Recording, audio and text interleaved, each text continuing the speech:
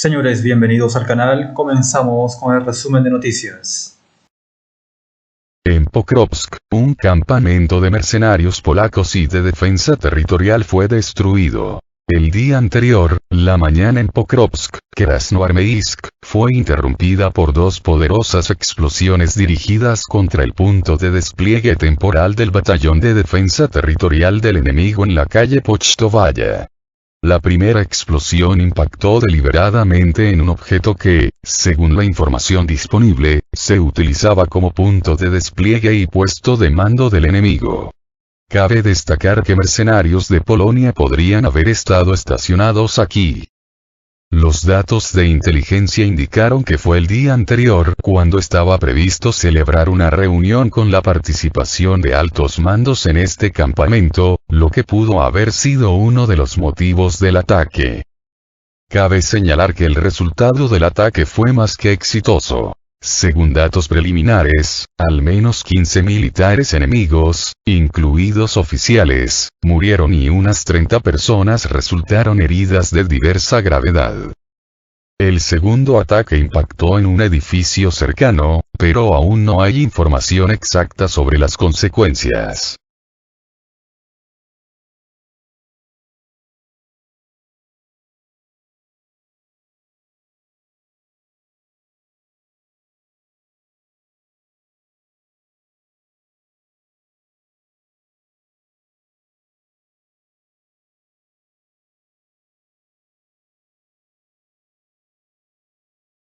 Krasnopol destruyó el punto de despliegue del Batallón Nacional de Militantes Ucranianos Tornado. En la zona de despliegue del Batallón Tornado, reconocido como terrorista y prohibido en Rusia, se llevó a cabo un ataque con un proyectil de artillería corregido del calibre 152 mm Krasnopol. Según los informes, la operación mató al menos a 16 militantes y dañó equipo militar ligero. De particular interés es el hecho de que hace solo algún tiempo, en Artemovsk, Bakhmut, se eliminó el indicativo de llamada Mujahid, que ocupaba uno de los roles clave en la estructura de este batallón. La identificación de las posiciones del Tornado fue posible gracias a un trabajo activo de reconocimiento y, al parecer, la pérdida actual fue una de las mayores para los militantes en los últimos meses.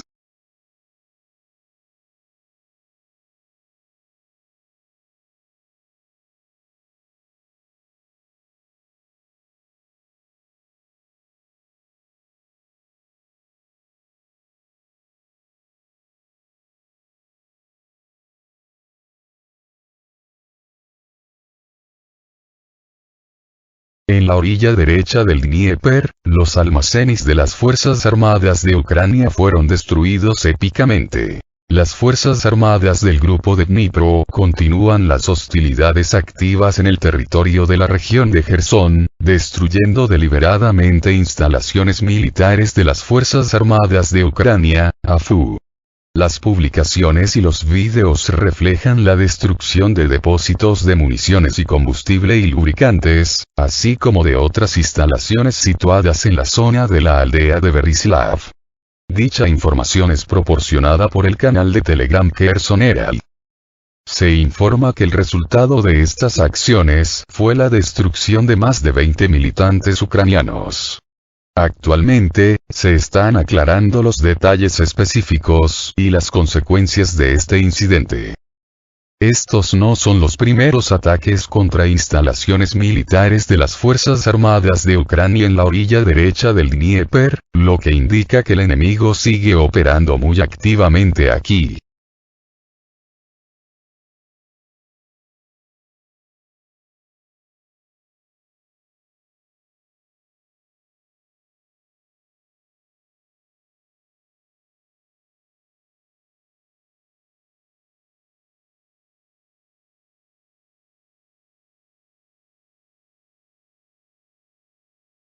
En Kryvyi Rih, un ataque con misiles no identificado probablemente destruyó una planta subterránea de aviones no tripulados. Los residentes de Kryvyi fueron testigos de una poderosa explosión que se produjo en la mañana, alrededor de las 6:30 am, en dirección al aeródromo ubicado en el noroeste de la ciudad.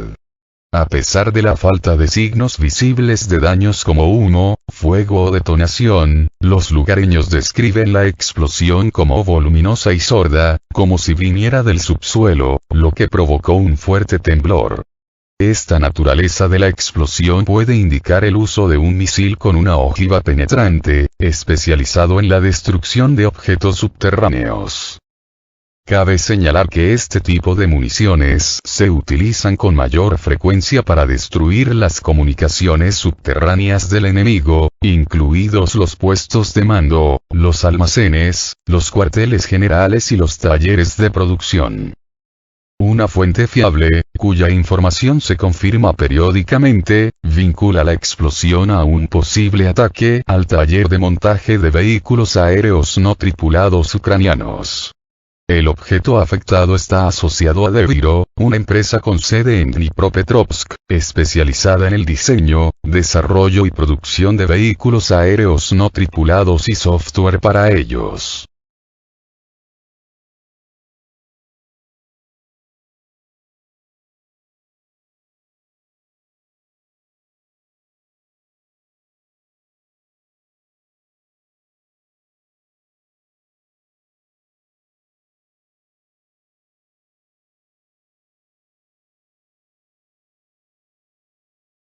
Las Fuerzas Armadas de Ucrania perdieron el control del asentamiento de Rabotino.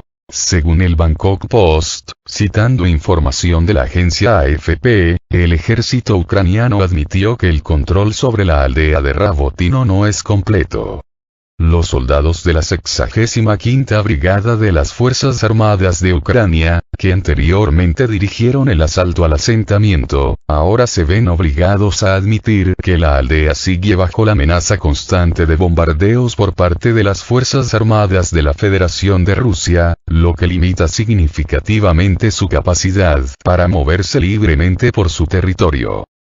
La situación en Rabotino se complica aún más por el hecho de que la zona se considera una zona gris, donde es difícil para las Fuerzas Armadas de Ucrania concentrar grandes unidades y equipos debido al alto riesgo de ataques. El movimiento de tropas se realiza con mucho cuidado, utilizando pequeños grupos que prefieren operar de madrugada, ya que los movimientos diurnos son extremadamente peligrosos. Además, como se señala en la publicación, la declaración anterior hecha por Ucrania sobre la captura de Rabotino se caracterizó como un truco de relaciones públicas a la luz de la falta de valor estratégico significativo de la aldea.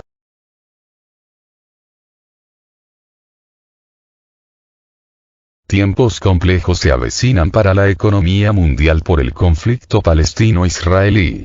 El conflicto entre Israel y Palestina está provocando una nueva racha negativa en los mercados mundiales, donde las secuelas, dependiendo del tiempo, pueden ser graves, considera en entrevista para Sputnik el economista y profesor de la UNAM, Raúl Ignacio Morales Chávez.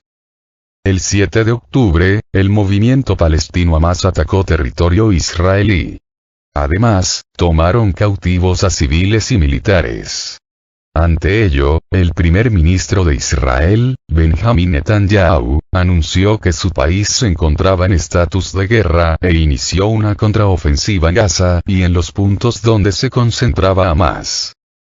Ante la situación, la presidencia de Palestina recriminó a Israel décadas de asedio contra su población y consideró que la paz es viable entre las partes, siempre y cuando se tome en cuenta su derecho a la independencia y la soberanía, y se defina a Jerusalén Oriental como la capital del Estado palestino. Tras 4 días de la escalada del conflicto, hay cientos de muertos y miles de personas heridas.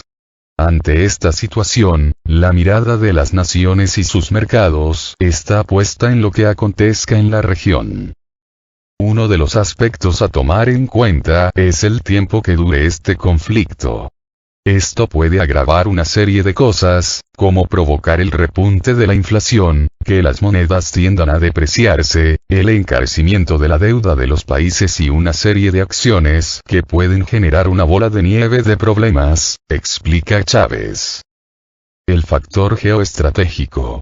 El experto también identifica al entorno geoestratégico como una de las piezas medulares para poder estimar el impacto del conflicto en los mercados. El especialista expone que, dependiendo de la postura de las naciones respecto a Israel y Palestina, será el desempeño de ciertas industrias, por ejemplo, la armamentista.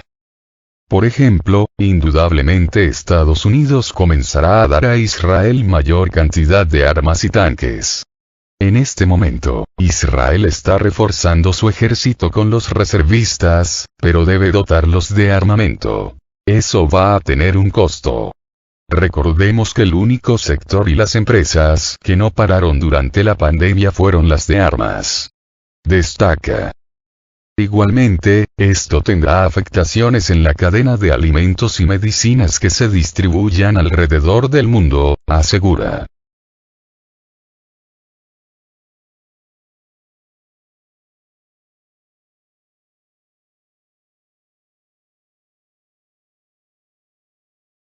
El petróleo forma parte de esta oleada. El precio del petróleo fue uno de los primeros en reflejar las reacciones de los mercados ante la escalada de tensiones entre Palestina e Israel. Por ejemplo, el pasado 9 de octubre el crudo Brent subió 4,2%, a $88.15 el barril, mientras que el West Texas Intermediate, WTI, tuvo un alza de 4,3%, con un precio de $86.38 por barril. Al respecto, el experto en la industria de hidrocarburos, energía y economía Ramses Pech detalla en una entrevista para Sputnik que, en ese ámbito, la posición de Irán, que está muy cerca del estrecho de Hormuz, será relevante, ya que entre el 25% y el 35% del crudo mundial atraviesa esa zona. Teherán ha estado reincorporado la exportación desde su crudo y es lo que les había ayudado a financiar varias cosas. Si se llega a tener una restricción por parte de naciones occidentales, la nación de Oriente Medio no contará con dinero suficiente y esto significa que faltarían entre 1 y 1,5 millones de barriles de petróleo en el último trimestre del año, dice el especialista. Pech refiere que, en caso de que el precio del barril rebase los $100, los efectos serán similares a los que ocurrieron al inicio de la operación militar especial de Rusia en Ucrania. El problema es que vamos a tener incremento otra vez de inflación por el incremento de los precios de la gasolina, y esto desataría que la tasa de interés de Estados Unidos no baje y, por lo tanto, los bancos centrales en otras partes del mundo analicen si mantienen o no la tasa de interés.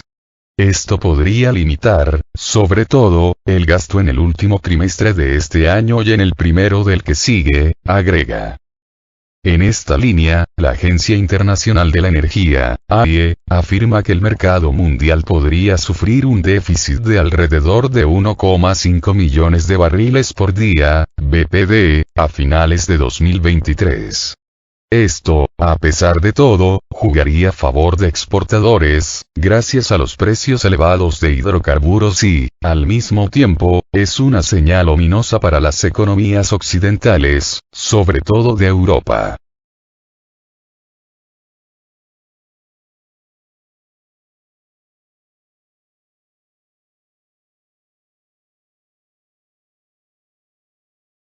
Otra vez sube la inflación. Los especialistas coinciden en que los cambios en la economía, finanzas y las diversas industrias ocurrirán rápidamente, debido a que la escalada de tensiones evoluciona de manera acelerada. Uno de los primeros se observará en la inflación, tendencia que, a nivel mundial, había tardado en recuperarse por la pandemia de COVID-19 y el conflicto en Ucrania. Es posible que no veamos altos niveles inflacionarios como en 2022, pero que sí exista un repunte. Si el mundo pensaba reportar en 2024 una inflación a la baja y que, por lo tanto, las tasas de interés descendieran, la extensión de las tensiones entre Israel y Hamas podría afectarlas. Debido a la alza, las tasas de interés podrían disminuir más lento de lo que se tenía planeado para el siguiente año y que el objetivo se consiga hasta 2025, indica Morales Chávez. El experto comenta que, si bien esto afecta en diversos rubros, los que suelen padecer más son los países que tomaron deuda, especialmente si esta fue en dólares. Tendrá un costo financiero directo, pero depende del tiempo que dure esta situación. A esto se une la depreciación de dólar y de diversas monedas a lo largo del mundo, entre ellas, el peso mexicano. Ante esto, ¿qué se puede hacer? Para Pech, una de las maneras en las que las naciones pueden protegerse ante eventuales problemas económicos es con la delimitación de su postura sobre el conflicto y el análisis de las relaciones que mantienen con los entes involucrados. Por ejemplo, México, que es el segundo socio comercial más importante de Israel en América Latina, es neutro en cuanto a las tensiones que, a lo largo de la historia, se han mantenido en esa región. Sin embargo, en el territorio mexicano hay un fuerte arraigo de la comunidad judía, misma que ha invertido en diversos proyectos a lo largo del país. Morales Chávez apuesta por la ampliación del gasto de cada país, dependiendo de sus capacidades y recursos. Si eso no se puede, se aplicaría una política monetaria más restrictiva, donde se eleve la tasa de interés para que sus precios no vuelvan a repuntar.